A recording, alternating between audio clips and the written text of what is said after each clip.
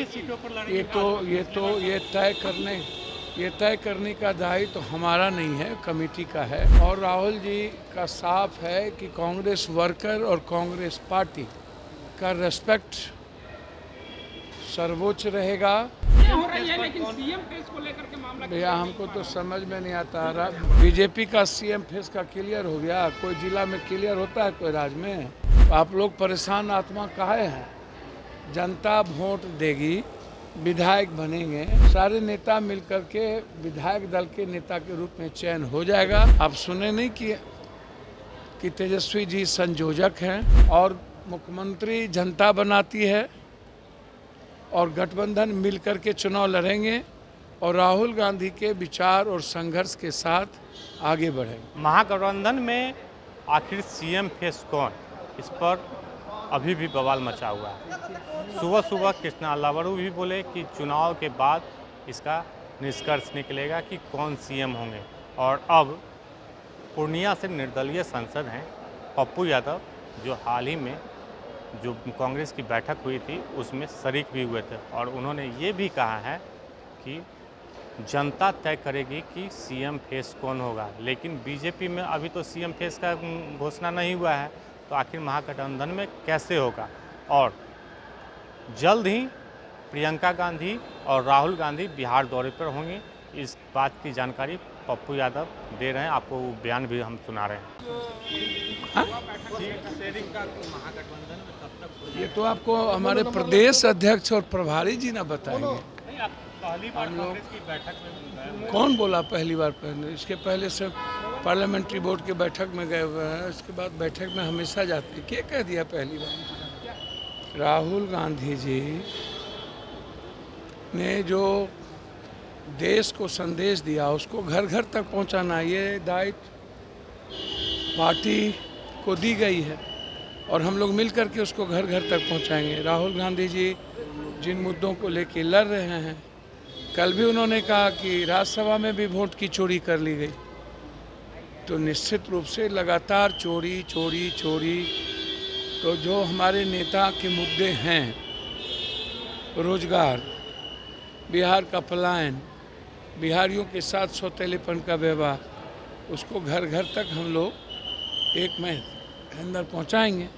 हमारे नेता राहुल गांधी जी और हमारे लीडर प्रियंका गांधी जी बहुत निकट भविष्य में बिहार का दौरा करेंगे। लगातार हम लोग बिहार ने जो संदेश दिया है, राहुल गांधी जी के नेतृत्व में जो माहौल बना है, वोट चोर गद्दी छोर एसआईआर को लेकर के, यह लड़ाई जब अंतिम रहेगी, जब तक लोकतंत्र और लोगों के अधिकार को रक्षा नहीं होगी, तब तक हम लोग राहुल गांधी जी के संघर्ष पर चलते रहे। कितनी सीटों पर लड़ेंगे? ये तय करने का दायित्व तो हमारा नहीं है, कमेटी का है। और राहुल जी का साफ है कि कांग्रेस वर्कर और कांग्रेस पार्टी का रेस्पेक्ट सर्वोच्च रहेगा।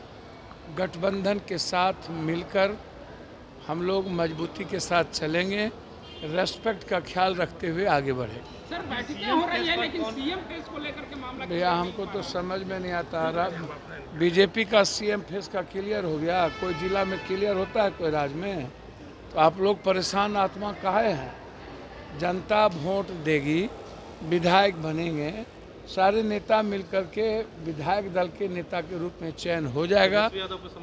मुख्यमंत्री भैया आप बहुत ज़्यादा सिपहसालार हैं। आप सुने नहीं कि तेजस्वी जी संयोजक हैं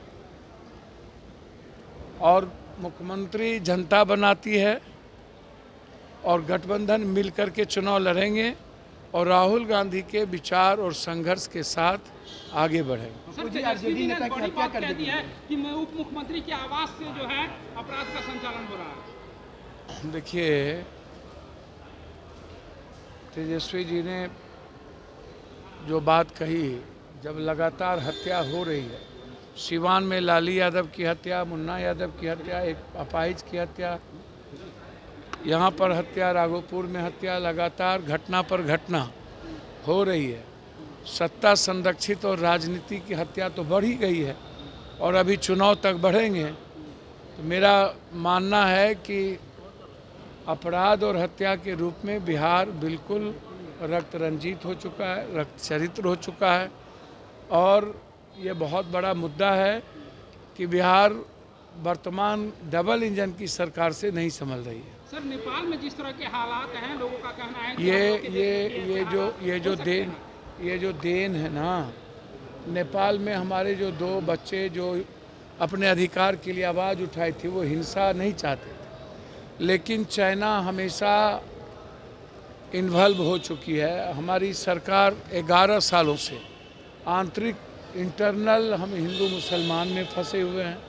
हमारी सरकार सियासत और सत्ता में घरेलू हिंसा में इन्वॉल्व है। हमारी सत्ता को विदेश नीति से कूटनीति से कोई मतलब नहीं है।